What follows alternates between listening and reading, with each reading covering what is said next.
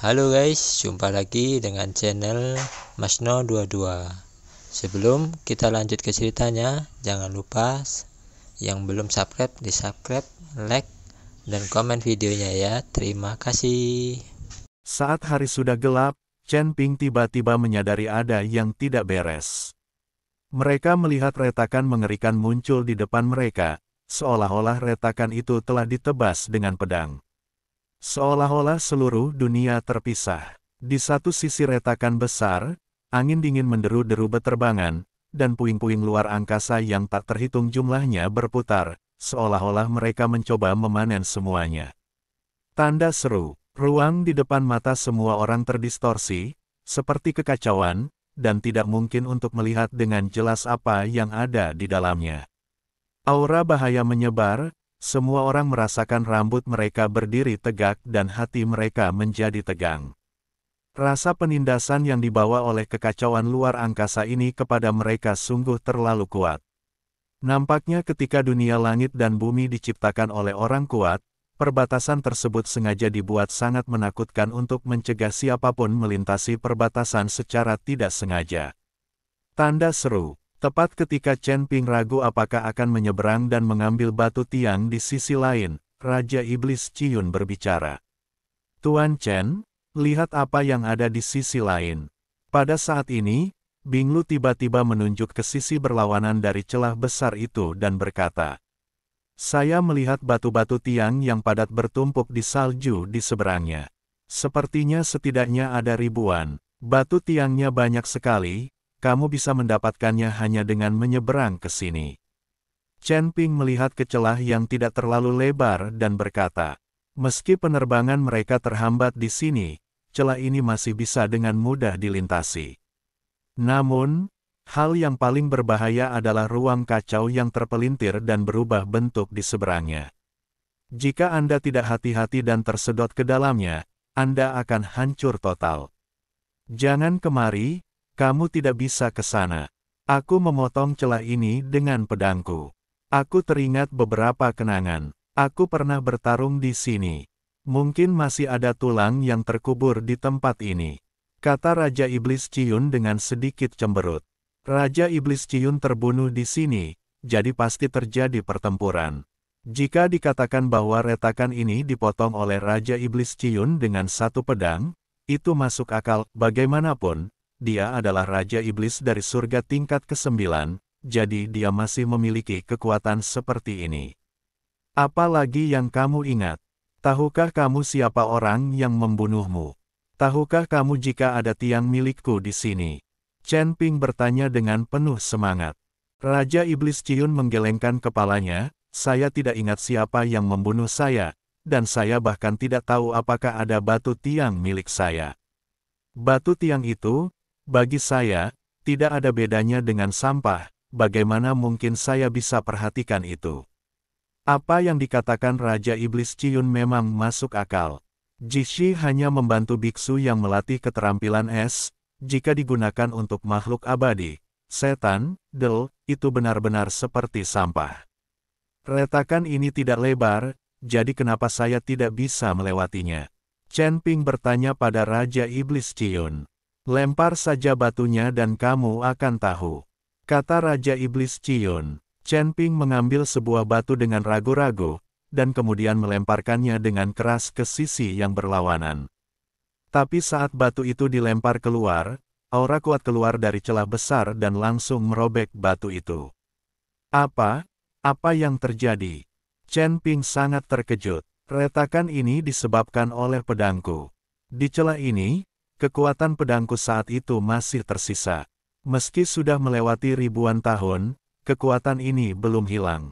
Dengan kekuatanmu saat ini, mustahil untuk melewatinya. Jika kamu mencapai alam Mahayana, kamu mungkin bisa melewatinya, kata Raja Iblis Ciyun. Lalu apa yang harus kita lakukan? Lihat saja dan lepaskan batu tiang itu. Kamu bilang kamu baik-baik saja, kenapa kamu membuat celah seperti itu? Menyebalkan sekali. Chen Ping terdiam. Sekarang saya melihat bahwa saya telah mendapatkan batu yang luar biasa itu, tetapi tidak mungkin saya bisa mendapatkannya.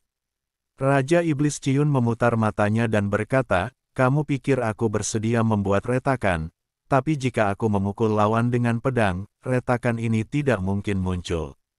Raja Iblis Ciun jelas-jelas memotong udara dengan pedangnya, dan akibatnya muncul retakan. Lalu apa yang harus aku lakukan? Apakah tidak ada cara untuk mencapai sisi lain? Chen Ping bertanya. Tentu saja, aku hanya memutarnya saja. Pedangku tidak bergerak terlalu jauh. Kamu benar-benar mengira aku bisa membelah dunia surga dan manusia menjadi dua, kata Raja Iblis Ciun. Ketika Chen Ping mendengar ini, sepertinya dia hanya bisa memutarnya. Dia berharap seperti yang dikatakan Raja Iblis Ciun, dan jaraknya tidak terlalu jauh. Tuan Chen, saya pergi menjelajahi jalannya. Ada begitu banyak batu tiang di seberang. Sayang sekali jika saya tidak mendapatkannya, kata Bing Lu. Jangan ke sana, terlalu berbahaya. Kamu tidak bisa melewati celah ini. Jika kamu ingin melewatinya, kamu harus memutarnya.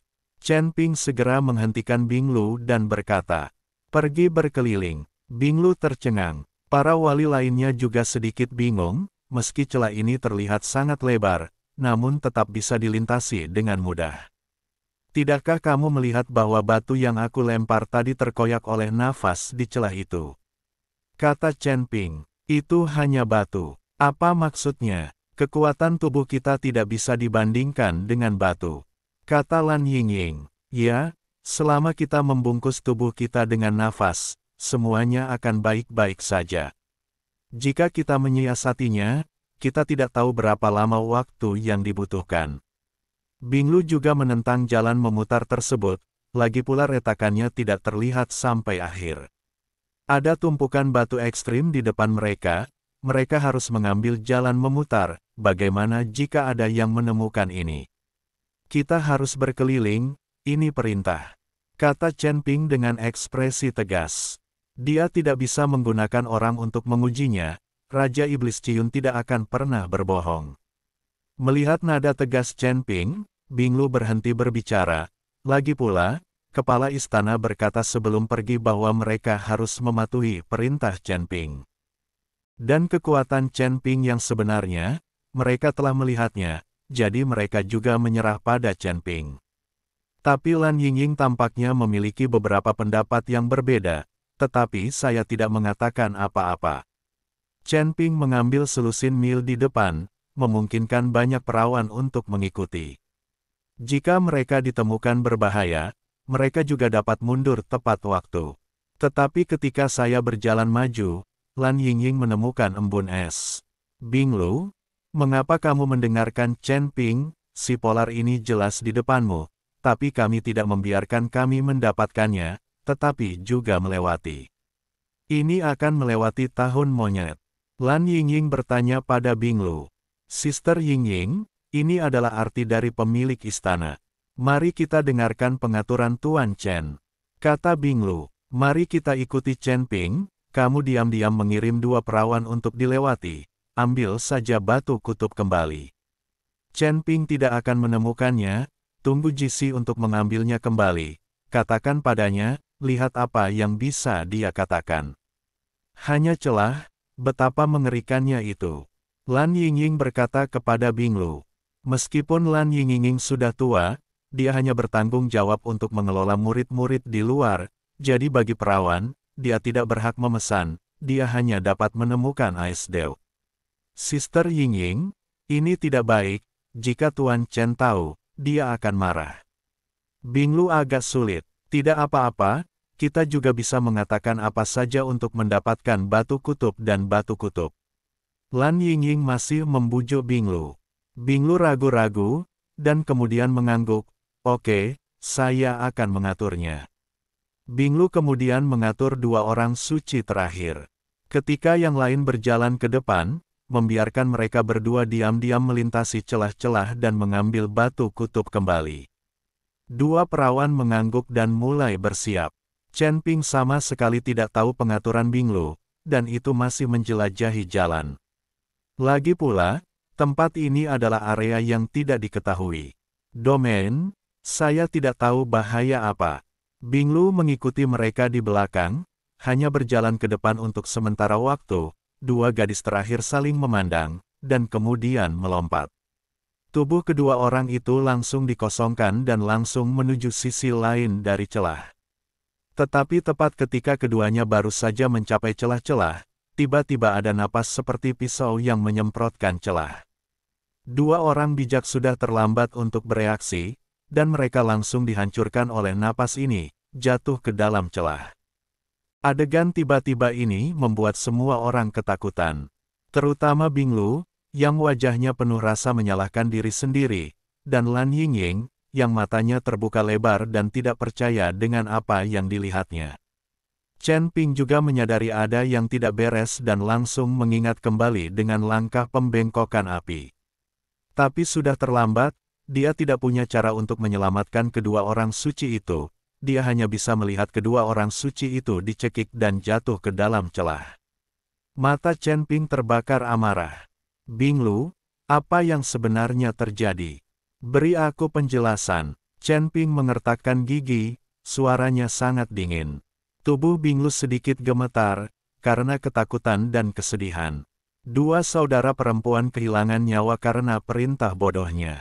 Meskipun mereka semua tahu bahwa daerah kutub sangat berbahaya dan mereka bisa kehilangan nyawa kapan saja. Namun karena perintah bodohnya, Binglu kehilangan nyawanya dan merasa sangat bersalah.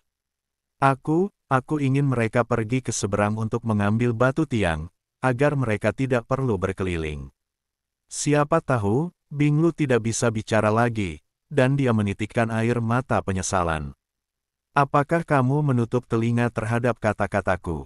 Bukankah sudah kubilang kamu tidak boleh melewati celah itu? Teriak Chen Ping. Wajah Binglu dipenuhi rasa menyalahkan diri sendiri dan dia terus menangis. Lan Yingying melangkah maju dan berkata kepada Chen Ping, apa yang kamu teriakkan? Kami juga ingin mendapatkan Jistone secepat mungkin. Siapa yang tahu hal seperti ini akan terjadi, dan kami tidak mau. Aku meminta Binglu melakukan ini. Itu semua tanggung jawabku. Kamu membentakku. Chen Ping menatap Lan Yingying, matanya penuh amarah. Dia tahu bahwa Binglu pasti tidak akan melanggar perintahnya, dan sekarang tampaknya Lan Yingying lah yang berada di baliknya. Idemu? Lalu kenapa kamu tidak mengambil batu tiang itu kembali? Karena ketidaktahuanmu, dua orang suci kehilangan nyawa mereka dengan sia-sia. Pergilah sendiri. Jika kamu mati, kamu tidak harus bertanggung jawab terhadap orang lain. Menurutku kamu tidak berani. Orang-orang yang mengikutimu semuanya sudah mati, tapi kamu tidak. Apakah kamu meninggalkan mereka dan melarikan diri demi nyawamu saat kamu berada dalam bahaya paling besar? Jangan berpikir kamu hebat. Jika kamu tidak mengikuti kami, kamu pasti sudah menjadi mayat sekarang. Apa yang dikatakan Chen Ping sulit untuk didengar, dia tidak bisa mengendalikan emosinya. Ini, Lan Yingying tampaknya dirangsang oleh Chen Ping, gemetar, berteriak, dan kemudian melarikan diri sendirian. Orang bodoh ini benar-benar membunuh banyak orang. Tidak, saya tidak meninggalkan siapapun. Anda tidak bisa mengatakan ini. Sister Yingying. Ketika Binglu melihat ini, dia ingin mengejarnya, tetapi dihentikan oleh Chen Ping. Hanya, Lan Yingying itu sebenarnya tidak buruk, juga bukan saudara perempuan yang ingin menyakitinya, tetapi itu hanya pikiran bodoh. Tidak peduli padanya, biarkan idiot ini sadar. Chen Ping mengabaikan Lan Yingying, tetapi mengambil Binglu untuk terus bergerak maju. Namun, meskipun Chen Ping mengatakan itu, dia masih sedikit khawatir. Jika Lan Yingying sangat buruk, ketika dia berada di selatan, dia tidak akan mengingatkan Chen Ping bahwa mesin ajaib itu pembohong. Bayangan, ketika Chen Ping mengetahuinya, berpikir untuk menemukan Lan Yingying kembali, tetapi tubuh Lan Yingying telah lama hilang. Terkadang, wanita bodoh benar-benar membunuh orang, terutama wanita bodoh yang benar-benar. Sekarang Chen Ping hanya bisa berdoa apa bahaya Lan Yingying dan Bang. Bagaimana mengatakan, dia juga orang di istana Guanghan. Chen Ping berjalan ke depan dengan hati-hati. Meskipun mereka bertemu monster di jalan, mereka diselesaikan oleh Chen Ping sebelumnya. Mereka tidak membiarkan Bing Lu menembak mereka. Ini juga untuk menjaga Bing Lu dan orang lain menghemat kekuatan. Ketika Anda menemukan beberapa monster dengan kekuatan rendah, dia takut dengan monster yang lebih dingin yang duduk di dekat Chen Ping. Lagi pula, Chen Ping tidak mengejarnya, dia di sini bukan untuk membunuh monster dan mengambil binatang buas.